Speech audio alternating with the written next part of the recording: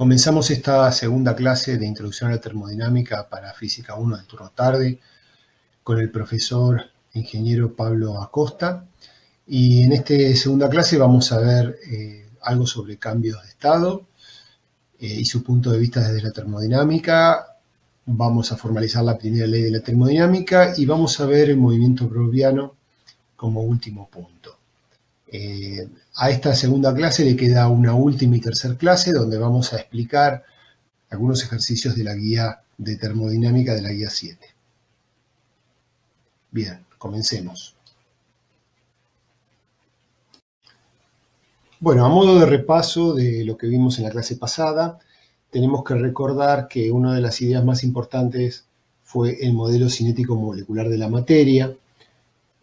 Sobre este modelo basamos la mayoría de los análisis y de alguna forma tenemos que admitir que si tomamos como correcto este modelo, inevitablemente hay que renunciar a la idea de poder describir detalladamente lo que hace cada una de las partículas en el interior de la materia. Dada su gran cantidad de moléculas, cualquier muestra de materia que tomemos, es imposible tener un sistema de ecuaciones que me represente lo que va a ser cada una de ellas y poder llegar así a una respuesta determinística de forma tan fina y precisa. Sin embargo, vimos que resultó muy útil hacer un análisis estadístico de la situación. Esto significa tomar un promedio, ¿sí? Por eso hablamos de un valor medio cuadrático de la velocidad, ¿sí? Ese valor medio cuadrático nos permitió llegar a una energía cinética media y entonces cuando miramos una muestra, esa energía cinética media sabemos que está vinculada en forma proporcional con las escalas de temperatura, ¿sí? Las escalas de temperatura de alguna forma tratan de determinar en qué grado de excitación térmica se encuentran en promedio las partículas de la muestra. Es por eso que en estos promedios que nosotros calculamos resulta más exactos y precisos cuando más grande es la cantidad de partículas que lo componen, ¿no? Entonces, de alguna manera, estos promedios resultan ser una desviación muy pequeña con respecto a lo que hace la mayoría de las moléculas cuando este número es muy grande. Bueno, como primer punto vamos a hablar sobre los cambios de estado. Y en este caso tenemos un ejemplo de una porción de hielo. ¿Sí? Es una muestra de agua congelada, puesta en un recipiente y fíjense con un mechero debajo en el cual le vamos a ingresar calor a la muestra, al sistema. ¿Sí? Esto va a ser nuestro sistema termodinámico de análisis. Y hicimos un gráfico donde pusimos la cantidad de calorías que le vamos dando versus la temperatura, cómo se comporta la temperatura de esta muestra metida dentro de este recipiente. Entonces lo que vemos es que antes de iniciar el análisis, las partículas ya se encuentran estimuladas o excitadas térmicamente, porque para que no estén excitadas térmicamente su temperatura tendría que ser el cero absoluto o menos 273 grados centígrados. Y por lo que ven estamos muy lejos de esa cantidad, porque es una porción de hielo que inicialmente está a menos 5 grados centígrados. Sí, hay una idea muy popular o difundida de que una porción de hielo está a 0 grado. Y eso no es del todo correcto, ya que como cualquier sustancia sólida, yo puedo extraerle más energía y hacer reducir su temperatura a valores por debajo del cero. Bien, entonces, cuando nosotros le empezamos a ingresar calor a esta muestra de hielo, esta porción de hielo se comporta como cualquier sustancia sólida con un calor específico definido. El calor específico del hielo es básicamente media caloría por cada gramo que le damos a la muestra. Hacemos subir 1 grado centígrado su temperatura. Entonces vemos cómo comienza la gráfica a ser ascendente en forma lineal si la cantidad de energía que le entregamos lo hacemos a ritmo constante. Entonces empezamos a notar un crecimiento y un aumento en la excitación térmica de las partículas que están representadas por estas liñitas aquí que muestran que estos átomos no se salen de sus posiciones establecidas en la red cristalina, ¿sí? Pero oscilan a través de algún tipo de vibración alrededor de un punto central. Bien, básicamente esos enlaces que los mantienen unidos, vamos a llamarlos enlaces de la red cristalina. Cuando a la muestra le seguimos entregando más energía térmica, le entregamos más calor, llegamos así al punto de fusión en 0 grados centígrados. En este punto, la muestra cristalina comienza a romper sus enlaces, que la mantenían en un estado sólido, para que parte de sus moléculas de agua pasen a la fase líquida, es decir, pasen a una fase donde van a tener no solo posibilidad de vibrar, sino también posibilidad de trasladarse a través de la muestra. Vemos que a medida que el tiempo pasa y nosotros seguimos entregándole energía, se siguen rompiendo más enlaces y la energía invertida ya no se usa para aumentar la excitación térmica o la energía cinética de las partículas, sino que se usa para romper estos enlaces cristalinos. Empieza a ocurrir entonces un fenómeno muy interesante cuando pasan los cambios de estado, que es que por más que yo le ingreso calor a la muestra, su temperatura no se incrementa. Por lo tanto, se mantiene constante a medida que va ocurriendo el proceso de cambio de estado. Es decir, va aumentando la cantidad de fase líquida y se va reduciendo la cantidad de fase sólida que tiene la muestra, siempre, como decíamos recién, invirtiendo la energía entregada, no para aumentar su vibración térmica, su excitación térmica o su energía cinética promedio, sino para romper los enlaces de unión. Cuando tenemos toda la muestra convertida en agua a 0 grados centígrados, ¿sí? Fíjense cómo todo el proceso fue a velocidad constante, podemos decir entonces que se ha invertido una determinada cantidad de calor de fusión. Si la muestra fue de 1 gramo, se sabe que para el agua la cantidad de calor necesario para fundirlo es de 80 calorías. ¿Sí? Esta constante, que se llama calor de fusión, es determinante para poder calcular cuánta energía se necesita para producir un cambio de estado total en la muestra. Ahora, cuando se continúa en el proceso de seguir entregando calor, vemos que pasando a fase líquida, el cuerpo adquiere la característica de seguir aumentando su temperatura. Ese aumento de temperatura, claro está, experimenta un fenómeno muy interesante en esta fase, que es el siguiente. Las partículas que componen la muestra están incrementando su energía cinética media, pero bien sabemos que solo es un gran promedio de las partículas que experimentan esa energía cinética más probable, que sería el pico máximo de esta curva. Recordamos la distribución de Maxwell-Boltzmann, que hay partículas, ¿sí?, a la derecha de esta curva que en menor proporción experimentan velocidades mayores. Quiere decir que de todas las partículas que tiene la fase líquida, algunas partículas ya tienen suficiente energía para pasar a la fase gaseosa y comienzan a salir de la muestra. ¿Sí? Este vapor que va saliendo de la muestra, a pesar de que está en la fase líquida, es un proceso de enfriamiento de la muestra. Sin embargo, nosotros seguimos entregándole calor y entonces más partículas de esas que tienen una energía mayor que el valor más probable, comienzan a salir despedidas y pasar inmediatamente a la fase gaseosa. Cuando llegamos a los 100 grados centígrados, son muchas las partículas que ya tienen esa energía necesaria para pasar. Es más, las más probables ya están listas para cruzar la fase y entrar en la fase gaseosa. Y como estamos viendo, durante todo ese proceso, durante todo el proceso de calentamiento del cuerpo, la fase líquida experimentó un calor específico de 1 caloría gramo por grado centígrado. Bien. Mientras estemos dentro del cambio de estado, mientras mantengamos, digamos, esta característica del cambio de estado, veremos que la fase líquida va a empezar a disminuir y la fase gaseosa va a empezar a recibir más moléculas que estaban en fase líquida. Siempre con esta misma idea, ¿no? Es decir, yo sigo entregándole energía térmica a la muestra, sin embargo, su temperatura no se incrementa porque los promedios más altos de energía cinética pasen a la fase gaseosa manteniendo la fase líquida a una temperatura constante de 100 grados centígrados. Es decir, que acá no se producen rupturas de enlaces como en la fase sólida, pero ocurre un fenómeno interesantísimo que es un fenómeno de enfriamiento. ¿sí? Se van perdiendo moléculas que tienen la mayor energía cinética del sistema para dejar en la muestra líquida las partículas de menor promedio. Y es por eso que a pesar de que yo le estoy entregando energía térmica a la fase líquida, esta no aumenta su temperatura. El proceso se va a mantener así hasta que todas las moléculas pasen a la fase gaseosa, ¿sí? Acá aparece una nueva constante llamada calor de vaporización, que en el caso del agua es de 540 calorías por cada gramo que yo quiero evaporar, y hasta que no se produzca todo el cambio, el cuerpo no va a seguir aumentando su temperatura.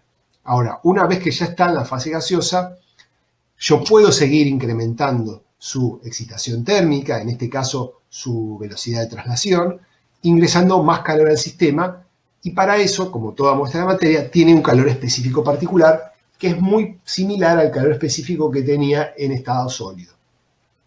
Es medio calorías por gramo para aumentar 1 grado centígrado la temperatura de la muestra, ¿sí? Entonces, con este pequeño recorrido que hemos hecho, hemos tomado conciencia un poco de qué es lo que va ocurriendo a nivel cinético molecular en el interior de la materia con los cambios de estado.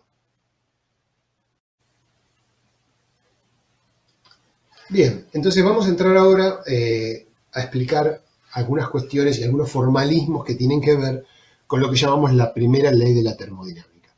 Pero antes de comenzar con eso vamos a hacer un poquito de historia para ambientar cómo se llega a esta primera ley, y para eso nos vamos a remontar al siglo XVIII y vamos a mencionar a un famoso científico de ese momento, francés, Lavoisier.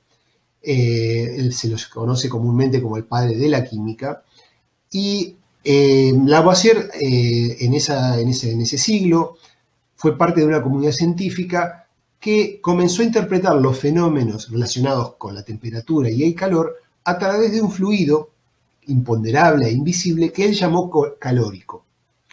Este fluido, que los científicos creían realmente que existía, a pesar de no poder verlo ni poder pesarlo, que les permitía de alguna forma explicar teóricamente por qué los cuerpos aumentaban su temperatura, ¿sí? Cuando se los ponía el fuego, por qué intercambiaban calor o cómo lo hacían para cuando dos cuerpos igualan su temperatura a pesar de haber inicialmente partir de temperaturas diferentes. Lavoisier desarrolla esta teoría y la comunidad científica adopta esta teoría, aunque equivocada, por resultarles una gran simplificación en muchos fenómenos y para poder explicar muchos fenómenos que se veían en la naturaleza. No nos tiene que sorprender el hecho de que una teoría errónea tenga resultados observacionales correctos. Esto suele pasar en la ciencia, es común, y por eso uno de los objetivos de la ciencia es seguir adelante la experimentación con experiencias cruciales que permitan verificar si realmente esas sustancias imaginarias que a veces uno teoriza existen o no existen. Esta teoría lo que tenía de práctico era que suponía al calor una sustancia, es decir, para él el calor en esta teoría era considerada parte de todo cuerpo, y un cuerpo de mayor temperatura tenía más de esta sustancia calórica y un cuerpo de menor temperatura tenía menos. Si yo los pongo en contacto, ambos cuerpos, el calórico se encargaba de fluir de un cuerpo al otro buscando un equilibrio, ¿sí? Y tratando de lograr que ambos cuerpos tengan la misma temperatura. Como pueden ver, realmente era una teoría bastante atractiva por el hecho de que las formas en las que se comportan los objetos a distintas temperaturas recibirían una explicación bastante contundente por parte de esta sustancia fantasma que hay aparentemente en todos los cuerpos. La llegada del siglo XIX trajo consigo nuevas investigaciones y nuevas formas de ver los fenómenos naturales, y uno de ellos, digamos que ayudó a comprender un poco más qué era realmente el calor de temperatura, fue el conde de Rumford, o conocido por su nombre común, digamos, fuera de la nobleza, Benjamin Thompson. Este científico participó de las guerras de la independencia, de la guerra de independencia de Estados Unidos, participando del bando de los británicos, fue espía para los británicos y luego se dedicó a ser empresario y vivió en Europa en distintos lugares, inventando y creando, también dedicándose un poco a la guerra. Fue fabricante de armas y fue uno de los que destronó la teoría del calórico de Lavoisier, la destronó, digamos, logró encontrar esa experiencia que destruye la teoría, que muestra que la teoría es falsa, cuando en su taller de fabricación de cañones observó un fenómeno muy llamativo. Acá en esta imagen pueden ver dos personas trabajando en un torno que se encarga de perforar o realizar el agujero interior de un cañón. Y para eso se usa una mecha, que ven acá de perfil cuadrado, broca se le suele llamar, que se introduce en un extremo y a medida que se va girando la mecha y se va haciendo fuerza para que vaya introduciéndose, se va generando, obviamente, en este proceso de fricción tan intenso entre los metales, se va produciendo mucha temperatura. Para que el cañón y la mecha se destemplen y se fundan finalmente de la gran temperatura que se desarrolla en este proceso, se suele colocar, como se ve acá, una batea de agua que produce la evaporación del agua a medida que se va subiendo la temperatura. Y como vimos hace un rato, dado que los procesos de cambio de estado son a temperatura constante, uno puede mantener la temperatura constante de todo el sistema manteniendo llena con agua este recipiente. Es decir, mientras haya una evaporación que se produce a 100 grados, aseguro que el sistema no va a incrementar su temperatura, dado que primero se va a tener que evaporar todo este recipiente de agua. Esa era básicamente la técnica. Lo que le llamó mucho la atención al conde de Rumford fue que si la mecha estaba desafilada y la perforación duraba más de lo pensado, el proceso de generación de calor parecía ser un proceso infinito. Todo lo contrario a lo que planteaba la teoría del calórico, en donde el calor parecería ser una sustancia que sale de un cuerpo e ingresa al otro. En este experimento, en este hecho práctico que uno puede ver en la realidad, el calor parecería crearse indefinidamente, porque mientras la mecha estaba desafilada, la única razón que justificaba la generación de calor era que hubiese movimiento. Es decir, que mientras hubiese movimiento en la mecha y el sistema siguiese girando, la cantidad de agua que hay que poner acá es infinita, porque el calor generado era infinito. Por ende, este experimento mostró que el calórico no era que el calor, por lo pronto, no era una sustancia que se conservaba en el interior de los cuerpos y que fluía de un cuerpo al otro. La incapacidad de la teoría del calórico para aplicar esto hizo justamente que se comenzara a repensar el fenómeno. Como esta es una imagen que ven por delante de ustedes, que es una imagen de Thomson mostrando el torno, como pueden ver, en un perfil, la pieza de torno y justamente acá va el recipiente de agua. Y obviamente estos sistemas se movían gracias a un sistema de engranajes que terminaban estando debajo de la fábrica y eran impulsados por animales, en este caso caballos, que giraban haciendo mover ruedas para que el sistema se moviese. A la conclusión a la que llegó Thomson era que mientras estos caballos se siguiesen moviendo, el calor se seguía generando. Entonces, la pregunta de él era, ¿hasta cuándo se va a generar calor? Y claramente el calor se iba a generar hasta que los animales tuviesen hambre y fallecieran, pero mientras yo le proveyera a cada animal el alimento necesario, el movimiento iba a seguir existiendo y el calor se iba a seguir generando. Es decir, que muy acertadamente, aunque el conde de Rumford usó otras palabras, él entendió que la energía química que tenía el alimento del caballo hacía que estos animales convirtieran esa energía química en trabajo mecánico, y ese trabajo mecánico puesto en movimiento en las ruedas moviera los tornos y las mechas de perforación y se terminara convirtiendo en energía interna. Digamos, de alguna manera, lo que él estaba entendiendo es que acá había un ciclo de transformaciones de energía. Aunque él no lo mencionó de esta manera y no definió las transformaciones con la palabra energía, entendió que la energía no podía ser una sustancia y que tenía que ser algo relacionado con el movimiento. Así como también entendió que el calor era una manifestación del movimiento interno de la materia. Entonces, el conde de Rumford, de alguna forma, lo que plantea es una teoría sobre la energía, sobre el calor y sobre las transformaciones. Lo que va a llevar luego a enunciar un principio fundamental en la física, que es el principio de la conservación de la energía, que ya hemos enunciado uno de estos principios cuando hablamos de energía mecánica, ¿no? En la conservación de la energía mecánica. Pero tratando de ser más generales y de cubrir más situaciones, La idea fundamental es que la energía no se puede crear ni destruir, solamente podemos pensar que se transforma de una forma en otra. Yendo en particular al caso de la conservación de la energía interna y los fenómenos relacionados con la termodinámica, hasta ahora nosotros estuvimos viendo que si nosotros queremos incrementar o hacer que un cuerpo gane energía interna, este tiene que ser igual al calor que recibe. Bien, y que ese calor recibido por el cuerpo, de distintas formas, se tiene que terminar transformando o en una energía cinética de traslación de las moléculas, o en una energía cinética de rotación, de oscilación, porque también podemos pensar que estas moléculas tienen forma y tamaño y oscilan con respecto a un centro de masa propio de la molécula, y ese acercamiento y alejamiento entre las partículas que conforman la molécula lleva a una energía potencial mutua. Los cuatro términos conforman lo que llamamos la energía total o energía interna total de un cuerpo, y que solo puede ser modificada a través del calor. Pero esto realmente no es tan así. Por eso los signos de pregunta que figuran acá al lado. Es decir, lo que vamos a ver que cuando hablamos de un sistema termodinámico, la energía interna no es exclusivamente solo igual al calor. O mejor dicho, aumentar la energía interna de un sistema termodinámico no es exclusiva causa el calor.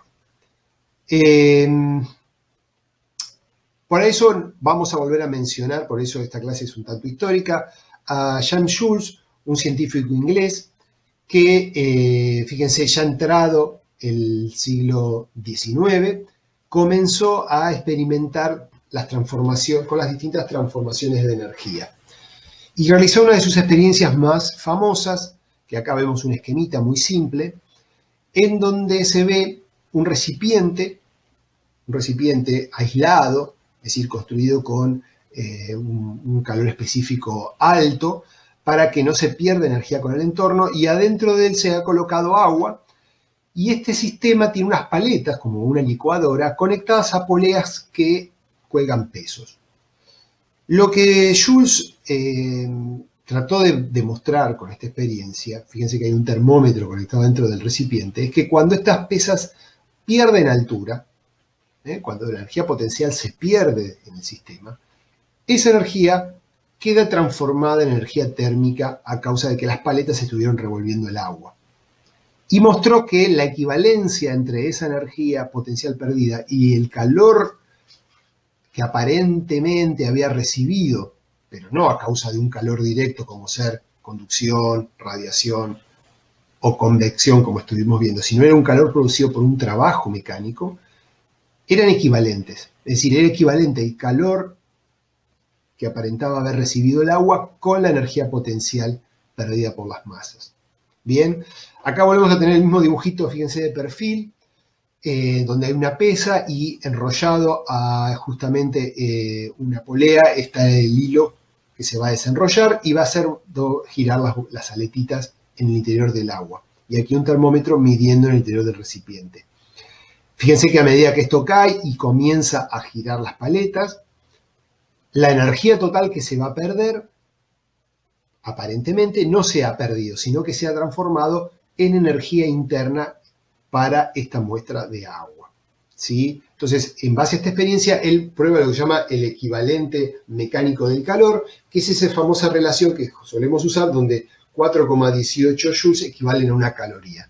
Esa relación la descubrió Joule justamente cuando verificó las energías potenciales perdidas con el calor o el aumento de temperatura ganado por la muestra de agua. Bien, por eso el termómetro juega un papel fundamental en este experimento, porque uno puede ir viendo cómo se incrementa la temperatura a medida que giran las paletas. Llamémoslo, si quieren, la licuadora de Joule. Entonces así llegamos realmente a una formalización de la primera ley, en donde entonces la energía interna de una muestra no va a variar solo por recibir calor, sino que también puede variar por recibir un trabajo externo. Entonces, fíjense cómo al calor le sumamos también la posibilidad de recibir un trabajo del sistema. Como ya hemos visto, esta ecuación, como la tenemos escrito acá, se usa considerando que el calor positivo es entrante en un sistema y que el calor negativo tiene que ser saliente de un sistema. Por otro lado, cuando se hable de trabajo en un sistema termodinámico, será positivo cuando sea el entorno quien realice el trabajo sobre el sistema, ¿bien? Y llamaremos trabajo negativo cuando sea el sistema el que realice el trabajo sobre el entorno que lo rodea, ¿bien? Por ejemplo, podemos tomar un sistema termodinámico fundado en un recipiente que tiene una tapa llamada émbolo que puede moverse libremente pero sin dejar escapar las partículas que conforman el gas que está contenido dentro de esa muestra. Si nosotros aplicamos una fuerza sobre el émbolo y lo hacemos bajar bruscamente, ¿sí?, haciéndolo recorrer un desplazamiento determinado, veremos que si lo hacemos lo suficientemente rápido, no le vamos a dar tiempo a la muestra de intercambiar calor con su medio ambiente, dado que el proceso de intercambiar calor con un medio ambiente tiene que ver justamente un poco con ser fenómenos lentos, ¿sí? No son fenómenos instantáneos, son lentos, porque generalmente las muestras, los materiales con los que está construido todo este experimento, tienen cierta inercia térmica, es decir, que requieren un tiempo para equilibrar sus temperaturas. Por ende, si este proceso lo hacemos lo suficientemente rápido, observamos que el trabajo externo es simplemente la fuerza por el delta de desplazamiento, lo que me da un trabajo con un coseno de 0. ¿Por qué? Porque la fuerza de desplazamiento miraron hacia el mismo lado, entonces me da un trabajo positivo. Es decir, que en este caso el entorno realizó un trabajo sobre el sistema. La energía interna, que es igual al calor más el trabajo externo, queda solamente igualada al trabajo externo, porque dijimos que lo hemos hecho tan rápido que no hay calor intercambiado. Entonces podemos tachar el término de calor. Y me va a quedar que en este experimento se va a incrementar la energía interna de mi sistema. Y eso implica, si hay un aumento de la energía interna, implica que va a haber un aumento de la temperatura. Entonces, vemos cómo el primer principio, en este caso, me sirvió para explicar lo que pasa con lo que llama una compresión adiabática. Compresiones rápidas donde no se le permite al gas intercambiar energías con el entorno. Esta compresión, en realidad ustedes, si piensan, la hacen muy comúnmente cuando inflan una bicicleta. Cuando se infla una bicicleta y ustedes mueven rápidamente el émbolo para transferir presión a la cámara de la bici, van a observar que la estructura del inflador toma temperatura. Mientras más bombeos realicen ustedes y más rápido los traten de hacer, más temperatura adquiere el sistema. Y es producto de este trabajo que le están haciendo ustedes al gas, que no se está perdiendo, sino que se está invirtiendo o transformando en energía interna. ¿Sí? El otro ejemplo que les quiero dar, en realidad es un ejemplo que no tiene que ver con la termodinámica, porque lo tomamos como punto de partida para preguntarnos dónde va a parar la energía cinética de este cuerpo cuando termina por frenarse al pasar por la superficie con roce. Entonces, este primer ejemplo, que empezamos así en la clase 1, en realidad quiero mostrarles que no podemos aplicar directamente la primera ley de la termodinámica. Principalmente porque esto no es un sistema termodinámico. Es un sistema mecánico simple de dos partículas, la mesa y el bloque, que se detiene completamente. Y lo único que podemos hacer como análisis termodinámico de este problema es pensar que están este bloque, está la mesa, y hay un entorno compuesto por moléculas. ¿Sí? Esas moléculas están en el aire, están en la mesa y están también en el bloque. Entonces, lo que vamos a decir para analizarlo es que el trabajo de la fuerza de roce va a ser igual al calor. ¿Sí? Es decir, que los trabajos de las fuerzas de roce, sabemos muy bien, sacan energía del sistema y lo transforman en calor. Y en el cálculo de fuerza de roce sabemos muy bien que se multiplica el módulo por el desplazamiento y en este caso por el coseno de 180, lo que termina dando una cantidad negativa de trabajo, que significa que hay un calor negativo.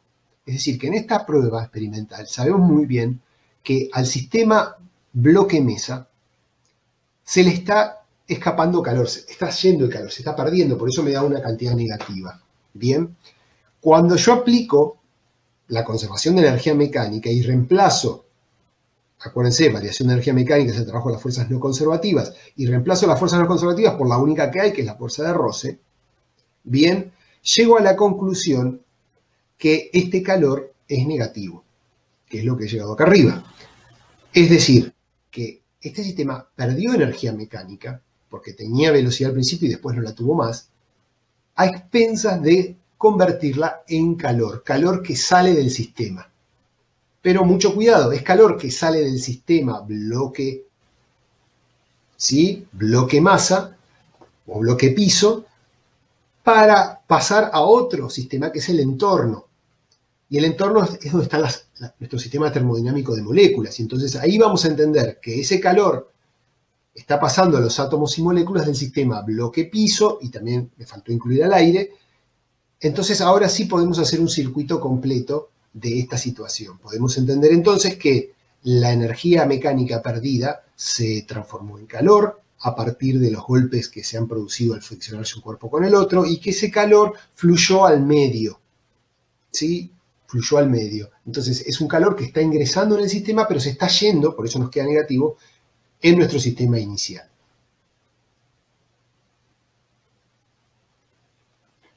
Quisiera, para finalizar estas dos clases de termodinámica, contarles sobre un experimento que de alguna forma, indirectamente, es una prueba de que el modelo cinético de la materia es una realidad palpable. No es solo una especulación teórica, sino que es posible realizar una serie de experiencias e interpretarlas justamente en base al hecho de que la materia está compuesta por pequeñas partículas que llamamos moléculas o átomos, y esas partículas están en un incesante movimiento caótico. Esta idea realmente revolucionaria, que en un principio fue apoyada en forma teórica, porque también da una explicación alternativa a otras teorías, como ya vimos anteriormente, como la teoría del calórico. De alguna forma esta experiencia que les voy a contar fue, digamos, descubierta accidentalmente por Robert Brown, un botánico escocés que a principios del siglo XIX se encontraba explorando a través del microscopio partículas de polen, y observó que cuando esas partículas de polen son colocadas arriba de una superficie de agua a una determinada temperatura, en un principio no entendía si la temperatura tenía algo que ver, pero el experimento se realiza depositando las partículas de polen arriba de una superficie con agua, y cuando esas partículas de polen se abren, digamos, se rompen, liberan unas partículas más pequeñas de un tamaño microscópico. Son organelas que hay dentro de la mota de polen, y esas organelas comienzan a danzar, comienzan a moverse en un movimiento frenético. Al principio Brown creyó que eran partes vivas o partes vivas de la misma partícula de polen, pero le llamó la atención que esa danza incesante y hasta, podríamos decir, media caótica que realizaban las partículas, seguían a pesar de que la partícula de polen ya había muerto, o mejor dicho, ya había pasado mucho tiempo para creer que existía vida. Es decir, dejaba pasar los meses y las partículas seguían en ese movimiento incesante y frenético sin finalizar nunca. Brown reconoció rápidamente que no se trataba de un problema biológico, es decir, no había descubierto ningún tipo de sustancia viviente, y entendió que ese movimiento tenía que ver con algún fenómeno físico. Aunque no podía explicarlo o no podía dar una respuesta de qué era o qué se trataba, concluyó finalmente de que era un fenómeno físico. La experiencia fue olvidada durante muchos años, y recién a principios del siglo XX la experiencia se volvió a tomar como punto de partida para explicar o para justificar la teoría cinética de la materia.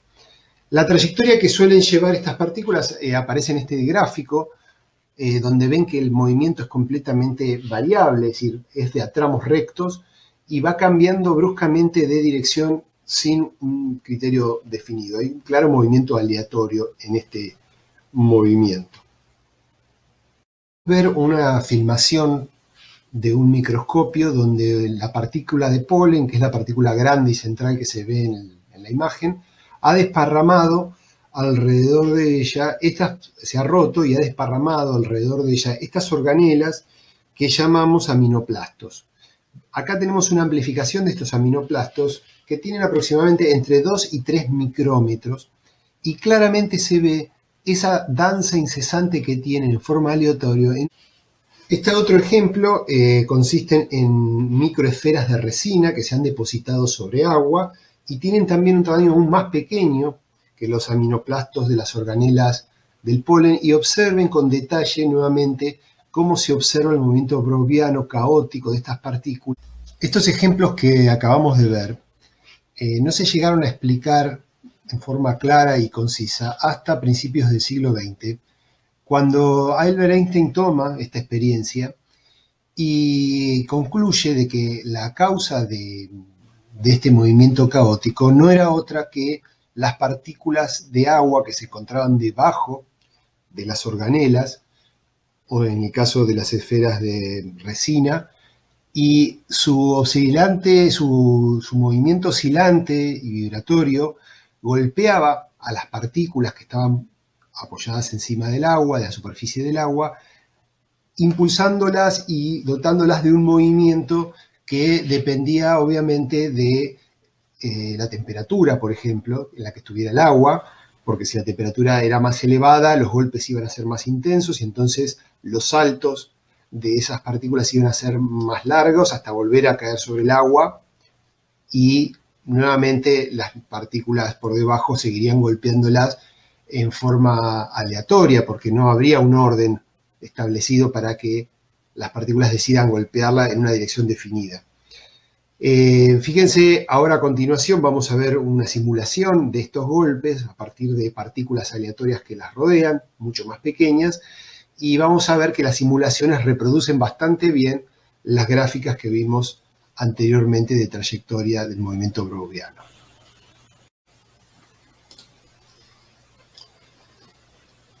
Esta simulación es una simulación matemática, pero que reproduce de forma bastante similar lo que ocurre con el movimiento browniano. Einstein lo que se dio cuenta es que esa variación aleatoria en la trayectoria era básicamente producto de la agitación térmica de las moléculas. Es decir, que este experimento, esta observación directa de los granos, me estaba mostrando indirectamente que las partículas sobre las cuales estaba apoyada se estaban moviendo y agitando en forma aleatoria. ¿Sí? Si ver lo que se ve a través del microscopio, que es la trayectoria, ya que no existe un microscopio óptico que te permita ver el movimiento de los átomos o las vibraciones de los átomos. A lo sumo tenemos elementos ópticos que nos permiten ver lo que hace la partícula, la organela de polen o los esferas de resina, pero no tenemos un microscopio con la siguiente potencia óptica, no existe, para poder ver en tiempo real la vibración. Entonces, por eso vemos estas simulaciones que matemáticamente responden perfectamente a la trayectoria que vemos en el microscopio.